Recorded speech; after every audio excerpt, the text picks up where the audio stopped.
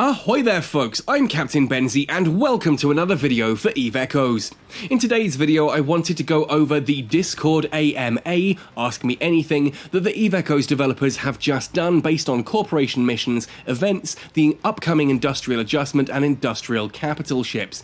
Basically they are doing two of these, they're hour-long events where you can ask any question you like in Discord and they will do their best to answer you. We've had the first one which was today at 1100 UTC, there's another one coming tonight at 0300 UTC. I'm not sure I'll be there actually as it happens, but I'll probably pick up on it in the morning and still do a video on that.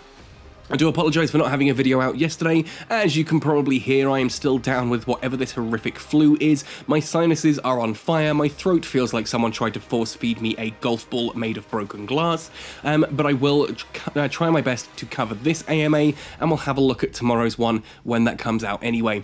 If you enjoy this and want to support the channel, hit the like button, it does really help. Subscribe for all things Eve Echoes if you haven't already. We did just hit 22,000 subscribers.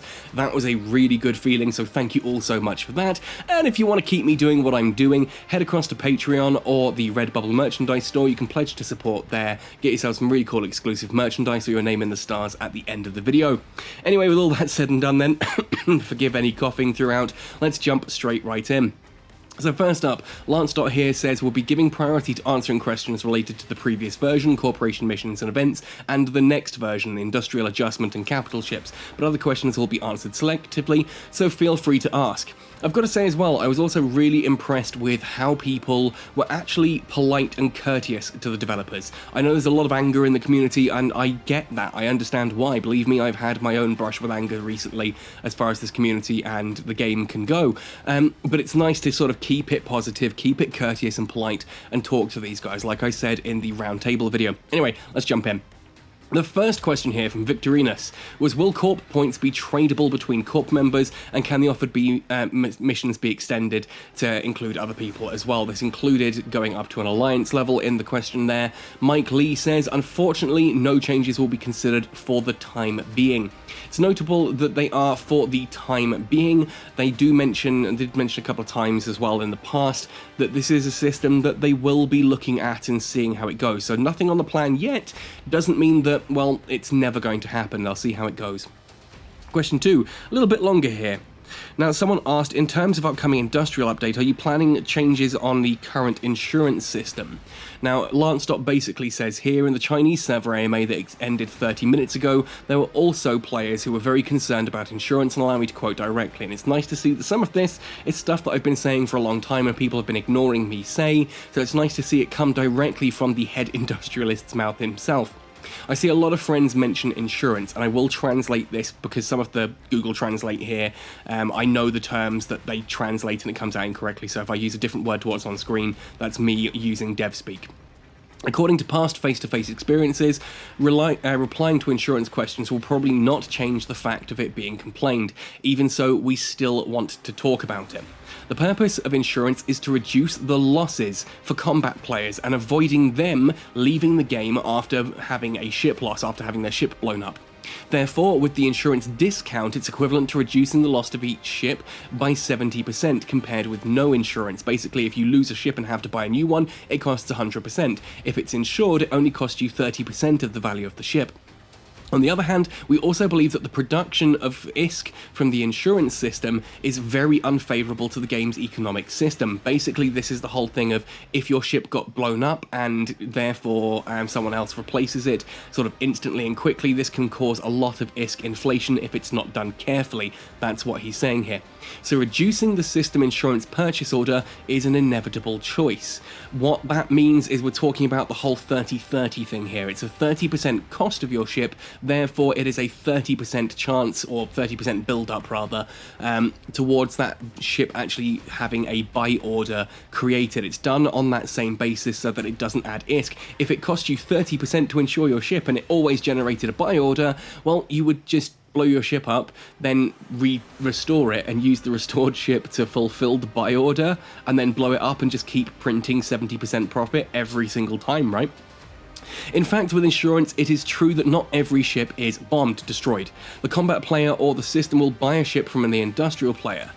So not every time that a ship is destroyed does it create a buy order.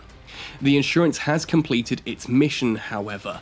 1. To reduce the damage of battle players' ships being blown up, and no extra ISK generated into the system. The concept here is that it should replace the ship lost, not inflate ISK. I'm talking about that whole thing of if you could insure a ship for 30%, blow it up, and then fulfill it for 100% cost, you can see how you could use that to just generate ISK.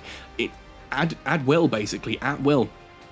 So the first 2 points ticks there. Third, the consumption of insurance points will be returned to the market in the form of Eden coins, Plex.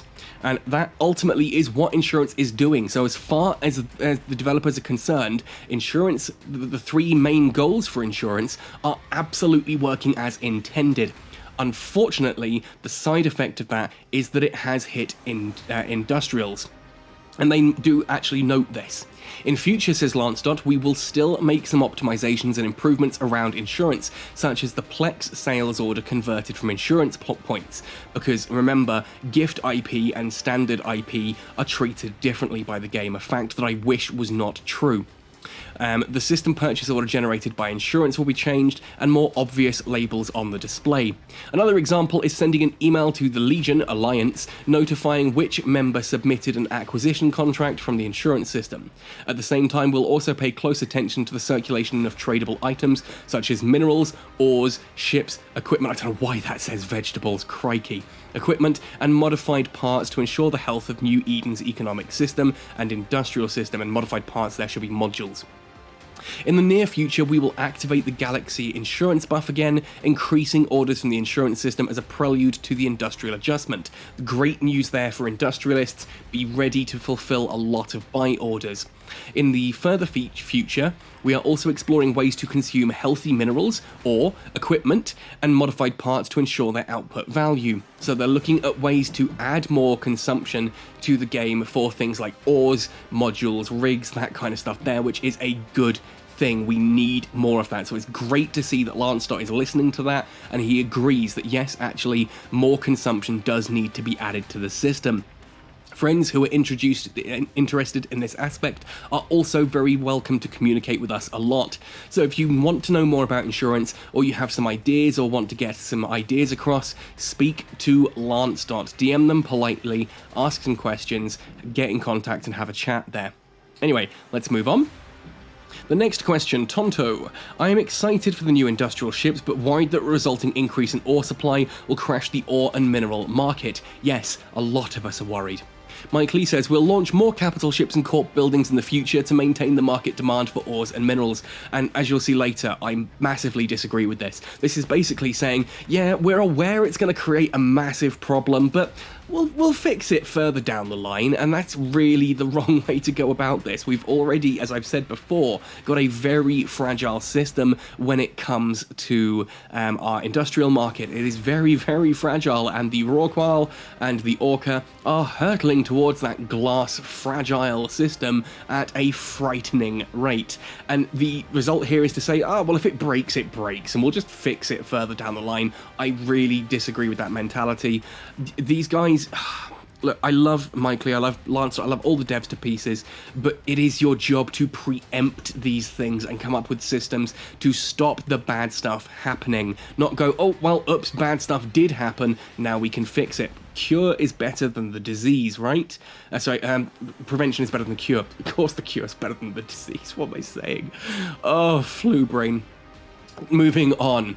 Kyojin, or Kyoj1, with the addition of more ways to, excuse me, more ways to get ores, are you going to be adding more ore sinks to compensate? There is a running theme here of people very concerned that we're getting more ore added to the game, more to the system, more to the system. This just means that supply increases whilst demand doesn't go up with it. I also just want to point actually on that whole supply-demand thing here. More capital ships and corp buildings in the future to maintain the market demand for ores and minerals. Yeah, except those are both things that you pretty much buy once and then you're done, so you're going to have to keep adding them if you want to keep the ore down, or they're just going to keep gathering. I don't know. Anyway, so the answer to the question now, are they going to be adding more ore sinks to compensate?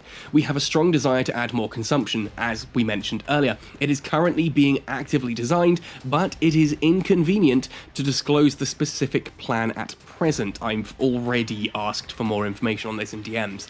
After we have a more reliable plan, we will communicate with you as soon as possible.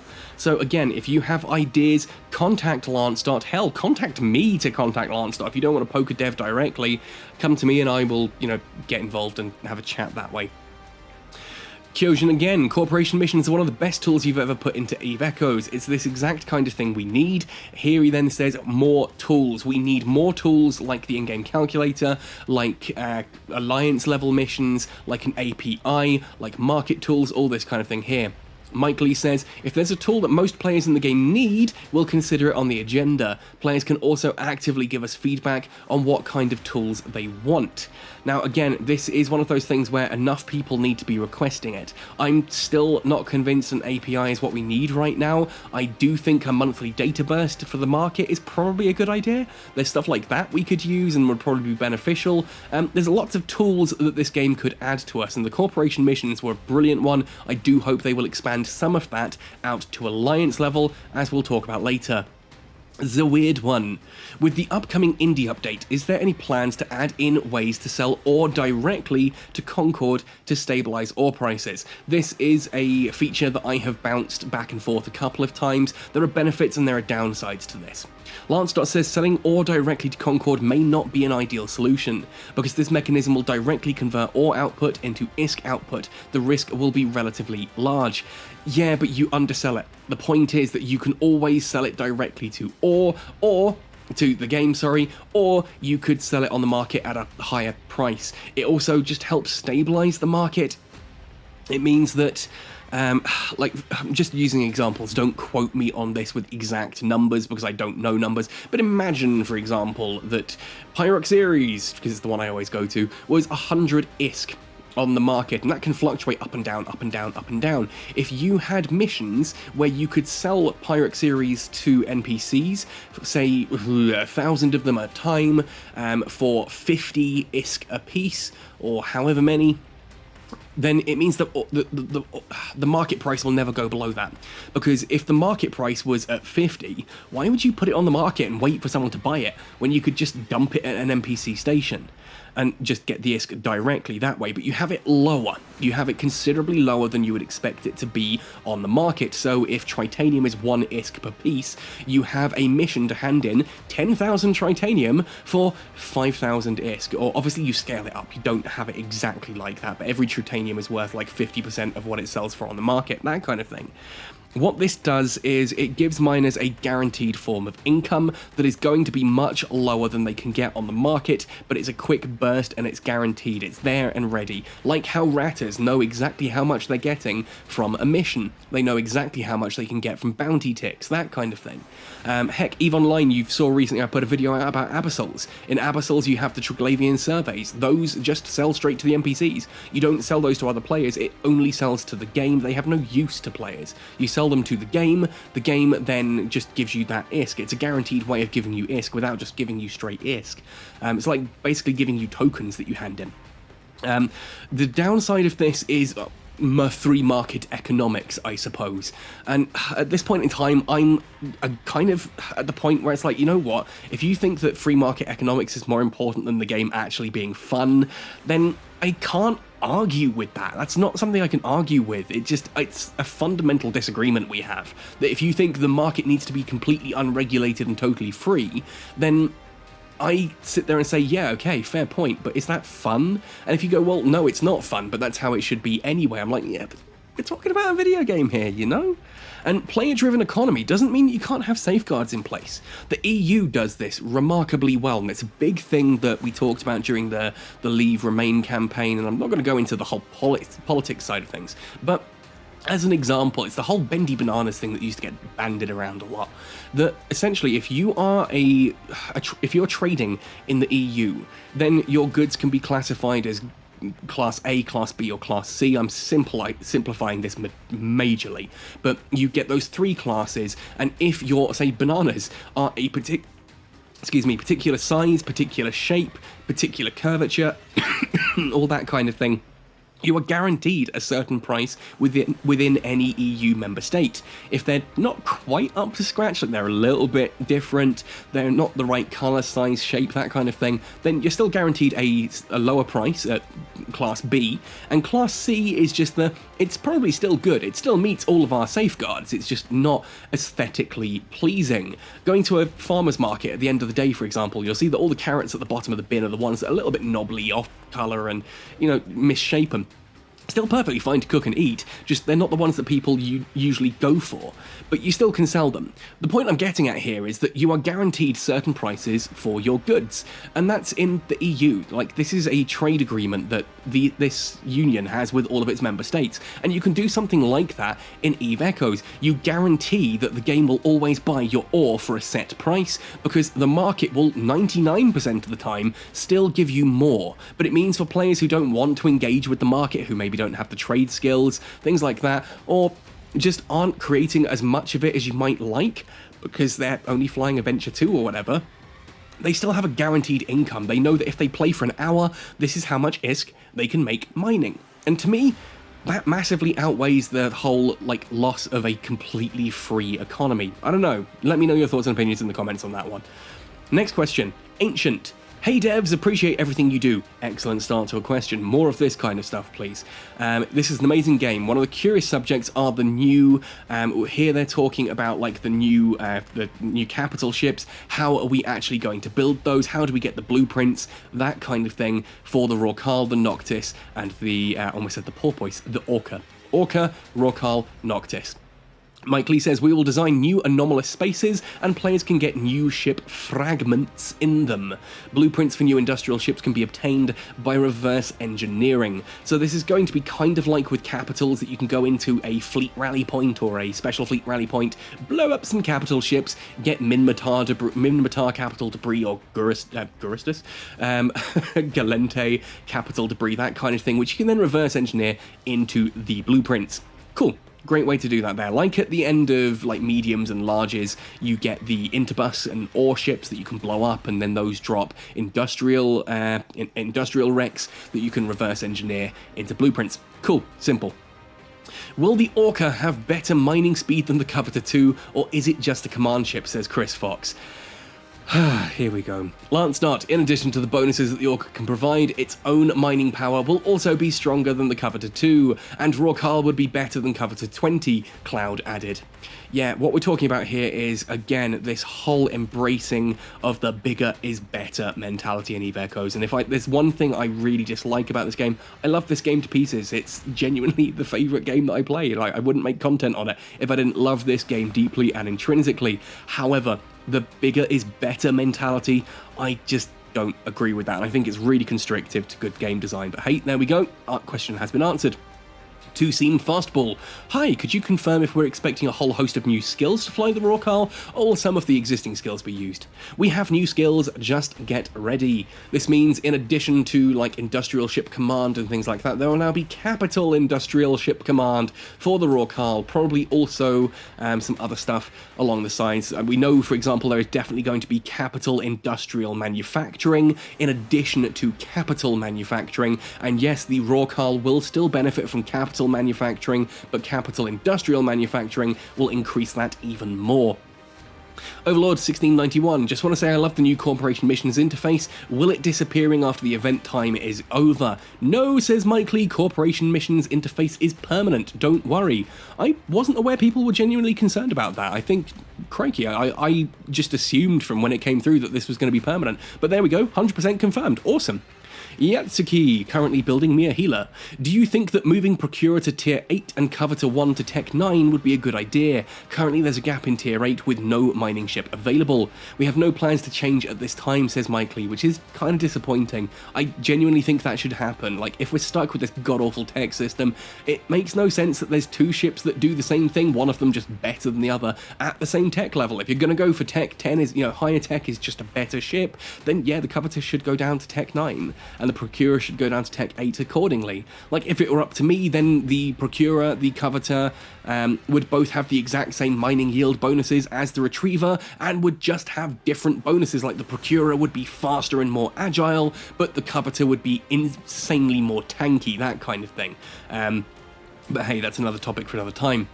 Will the Covetor be able to use mining drones, asks Radiant. This was after the confirmation that, in the round table that the Rorqual will use mining drones. Lance.Dot responds, this time there will be two types of mining drones and excavator mining drones. Covetor can use the former, so the Covetor gets to use mining drones. Instead of having combat drones in your mid slots, you can put mining drones in for even more ore yield, because that's exactly what the game needs right now.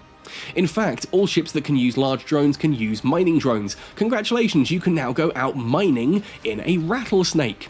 But excavator mining drones is equivalent to an industrial fighter, so only the industrial capital can use it. The excavator mining drone is on the Rorqual, and that is basically going to be like fighters, humongous mining drones that are probably going to be better than a standard Venture 3 will be, knowing the way this is all going. Either way though, point to note there, mining drones are coming for all mining ships. At least I say all mining ships, probably just the barges, because he says only large drones.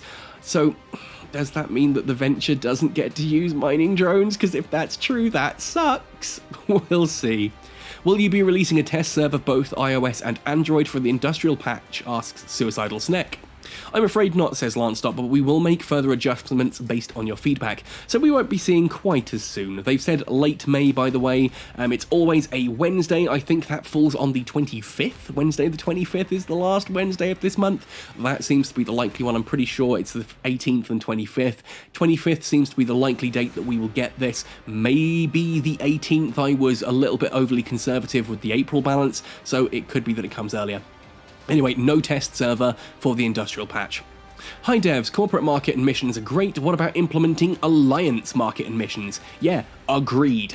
We currently have no plans to develop alliance missions, says Lance.Dot. We're currently looking to see if the Corp mission can help improve alliance activity and iterating on it, but so far we haven't demonstrated whether it works at the alliance level and whether it's actually beneficial to all alliances in New Eden, so it's not clear for now. Yes, I will be talking with Lance.Dot about this as well, and basically saying, please get this to Alliance level. We are all doing this on Alliance level outside of the game already, with things like Voidcoin. Please just give us the tools to do this in-game. That way we don't have to worry about doing everything on Discord and external websites and stuff like that. It's all available in-game, and it's much more monitorable. That, to me, would be ideal.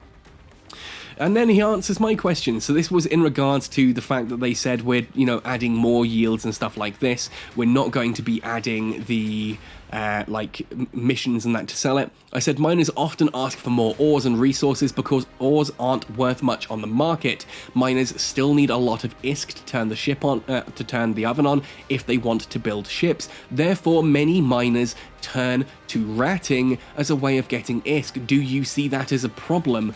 Could this not be achieved by reducing the yield of mining, therefore increasing the value of the ore so that miners can sell that for the ISK they need? The ores that they don't need, they can actually sell them and make the ISK that way. A lot of people have also talked, obviously, about reducing the amount of ISK on a blueprint and increasing the amount of ores consumed. Anyway, Lance.Dot responds, reducing the output of minerals can increase the price of minerals per unit volume, but I'm afraid it will not increase the reward value of mining pilots per unit time. Yes, it will, because especially with strip miners, you're not using everything that you strip mine. You're getting a whole load of extra stuff that you just want to sell, but it's not worth selling. I'm not sure if I misunderstood what you mean due to the translation. No, you got it on point. But it's a really good idea to boost the earnings of skilled, well-equipped mining pilots in some way to make them better than AFK hang-up mining pilots. That I agree with, which is why I am personally in the camp of, yes, add belt rats. Add belt rats, because if there's a fleet of you and some of you are paying attention, those belt rats are easy to get rid of. Or you can just ask a friend to, pop out of the local station, blap those rats for you, and off you go kind of thing. But it means that AFK mining isn't as much of a thing. Yeah, I know it's an unpopular opinion. Let's move on before I get crucified. Kirk Bain, custom channels currently aren't deleted or renamed, can't be deleted or renamed. Will there be a fix for this sometime soon? God, I have to report it to our QA, says Lance Dot. I didn't even know that was an issue, so glad that that's being looked into. Suicidal Snack again. Since you said there will be mining drones, will you be adding rigs related to mining drones, or current industrial rigs enough? Current industrial rigs are sufficient. So in other words, mining circulation rigs will still be what you go to, and they'll just improve your ability to mine with drones as well, by the looks of things. Can we be? Will we be getting a calculator in game? Asks M.R. Shard. Now this got a lot of laughing emojis and people going like, "Lol, what?" The general chat exploded with people going, why are you asking for a calculator, like lol, look at the troll? No, genuinely, really good question here. EVE Online has a calculator in-game, and it is genuinely really useful. And all the arguments for not having a calculator in EVE Echoes, that, oh, well, can't you just swap to an app on your phone? Can't you just grab an actual calculator? Well, yeah. Same reason, so why do we have chat in game? Can't you just Discord with people? All we need is local, right? Discord will do the rest of chat. Why do we need anything like this? You know, when you can just grab it and... You get my point. You get my point here. Why do we need a calculator in game? We don't need one, but it would be a nice thing to have, especially if you're looking at fits or trying to work out market stuff. The fact that I'm on an Asus ROG phone and I can just swipe in from the side, open up the Game Genie window, and there's a calculator in that I can just type on. That's really cool for me, and I use that a lot when I'm playing the game and figuring stuff out. In EVE Online, I genuinely use the calculator a lot there too. It is a very powerful tool. Yes, you could use app overlay if your phone is powerful enough to do so. Yeah, you can just minimize your game and use the calculator there, but wouldn't it be nice just to add a calculator? Like, a calculator isn't a particularly difficult thing to program. Anyone who's done like a basic class in how to program a programming language, whether that's basic, C++, Java, Python, Ruby, whatever, one of the first things you tend to learn how to do is make a basic calculator. So adding it to the game, I kind of would be all for it. Lancedot says this should not be a technical or design problem, but we've not observed that many pilots have this demand for the time being. Maybe use your phone's built-in calculator as an alternative. This does smack a little bit of, what, don't you have phones? What, don't you have calculator apps? Yeah, we do, but it still requires you to come out of the game, and it would be nice to have. I guess not at all pressing, but we can dream, Harold. Also, any word on how the MTU will work? Lance.says, says, I'm afraid we don't have a development plan for the MTU for now. And I messaged him a screenshot off the Trello saying, it's on the Trello, Lance. What happened? I'm assuming at some point down the line you guys just cancelled the MTU for the time being and haven't updated the Trello. As of me recording this video, just going to swipe down from the top and check. Nope, I've not had any updates from him there. Just a notification that Richard EB has some new music on YouTube. No notification yet. So I'm a little bit sad the MTU's not coming, but I guess one of those ready when it's ready. And when it does eventually land, I will enjoy having a mobile tractor unit. I would like some of the other mobile stuff as well. A mobile depot would be amazing for me. I would genuinely, I would go super hype for a mobile depot. I'm hoping for a lot of exploration content soon, but that would be cool. Yatsuki again, will you have to target individual asteroids with excavator drones like Ventures do, or will it be automatic? Basically, will drones use the stripped miner logic or standard mining logic? So Orca uses drones only. There are two types of excavator drones. They use different mining logic. This, by the sounds of things, is like how you have two different types of fighters. Like you have the shorter range and the longer range fighters, that kind of thing. You'll have two different types of mining drones. By the fact they're saying they use different mining logic, suggests that one type will basically be stripped miners and will probably take a little bit longer to circle and actually get what they're looking for, or just not bring back as much each time, if that makes sense. Whereas the targeted ones will likely bring back more. And standard drones, unlike the Orca, I imagine you will have to lock and pick targets. Again, especially since if we go back here, they're talking about wanting to do stuff that actually promotes mining in a non-AFK way. So sitting there and actually having to target the occasional asteroid and send your drones onto it, I think is probably a good way of doing that.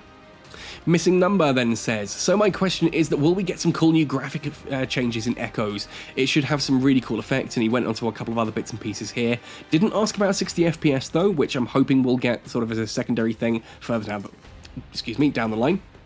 Our script designers and artists will be very happy to see this question. Currently, we are advancing the visual and sound effects, including ship textures, gear effects, sound enhancements, and an editor that helps us produce better music. That is all really cool information for me. The producing better music, I'm all for, because if you've listened to the Faction Wargames music, I'm going to use it as the backing track for this video. That music absolutely slaps. It's amazing. Advancing visual and sound effects is really cool. Also, some of the stuff, I'm playing EVE Online again recently, like listening to your ship enter warp, jumping through gates and stuff like that. These are really bass heavy, powerful sounds that just feel amazing. And you come back to EVE Echoes and it's like, even with headphones in, or like powerful speakers like I've got, it's not got quite the same effect, you know? So it's like, yeah, we wouldn't mind having those jazzed up a bit. Like laser sound effects as well, let's be fair, some of the lasers sound a little bit pathetic. And missiles. Oh my goodness, if I have to... missiles are the one ship now that, as much as I love them, and Benzie is mainly skilled into missiles, I play zoomed out because I can't stand hearing that over and over again. It sounds so hollow and empty. We need more sound effect updates. As for advancing visuals, ship textures, cool, upping the graphics there. If you've ever seen EVE Online, that game looks absolutely stunning, so anything that increases, like, fidelity in EVE Echoes as well, yes, okay, not every device can get this. Again, I'm biased, I have a device that will run this, so I want this kind of stuff, it's exciting to me. But also just enhancing visuals to the point that, like recently in the April balance update, one of the things that slipped under a lot of people's radars is that medium beam lasers got a new graphic, and it looks so cool. It's a new graphic on the actual ship model. The actual physical 3D turrets look different now, and they have different artwork. This is like, I went back through some videos recently, which I will actually, let's zoom out on this now. Let's just go all the way back. There we are. I was looking at this literally yesterday. Like, look at this. Autocannons. Those are medium autocannons on this ship. The graphics we use for strike cannons. And then that's what the graphics used to look like for artillery, howitzers, for what we now know as strike cannons. There's so many things that have changed in this time. I don't have it shown here, annoyingly, but there was also some stuff I was looking at that was like remembering that micro warp drives used to use the exact same graphic as an afterburner. It was just white in color rather than blue. Now we get that cool ring effect around a micro warp drive that makes it stand out a bit more. Stuff like this, I like it. Anyway, let's move on. Zali, what will the cost of capital mining ships be? Will it be comparable to other capitals like dreads or carriers? Mike Lee confirms it will consume a bit more materials and ores than other existing capital ships. Good, more material and ore, I'm down for it doing. More ISK, on the other hand, not so much. If the ISK is the same but the ore and the materials are higher, I'm good for that. I think that's a good way to do it. Moving on, I think this is our final question, yep. Victorinus, will Corp points be tradable between Corp members, and can the offered missions be extended? The first problem here is that only PvE players are paying taxes. Yeah, the rest of this question went on to ask about taxes. How can we tax industrial players? Because, yeah, industrial players aren't having a hard enough time in game now. Let's make them pay taxes too. The first problem is that only PvE players are paying taxes, because pirate bounties are a source of income that few systems can accurately judge. As for the income balance of industrial players and PvE players, it's a more complicated issue. We observed that PvE players in some clans have a higher voice, while in other clans it is the opposite. We hope that the clan system can help managers better improve the experience of all types of players in the Corp. So basically what they're getting at here is that no, they don't have plans to change like the taxes and things like that for industrials. You can just change the taxes based on what you expect for things like, you know, your PvE core. More corporations tend to have bigger amounts of PvE players than they do industrialists or dedicated PvPers. It's the main source of income. What he's saying here is that like pirate bounties are a source of income that a few systems can accurately judge. You can easily work out how much you're going to get on a bounty and therefore how much tax you'll pay and things like that. You can't do that so much with industrial or with like PvP and so on. But there we go. Bit of a weak one to end on, but hey, there we go. that was the developer AMA for today, which is the 6th of May 2022. We've got another one of these tomorrow. I will be doing another one of these videos going over the questions that are chosen and answered then as well. A lot of interesting information there. I'm still pretty excited about the industrial update. I'm still concerned about what it means for miners. I think there's a lot of issues ahead for industrial players until NetEase go, okay, yeah, we broke the system, this needs fixes, but we'll see. Either way, really good AMA, good turnout, lots of questions asked and answered, and a lot of sort of positive stuff there for the game going forward. Anyway, folks, let me know your thoughts and opinions. What do you think of this AMA? What was your favourite question? What do you want to ask in the future one? Heck, if you're not going to be available, find a friend who is and see if they will ask the question for you. Anyway, folks, stay tuned. Another video like this tomorrow for tomorrow's AMA. Thanks for watching right the way through to the end. Happy sailing, and see you in New Eden.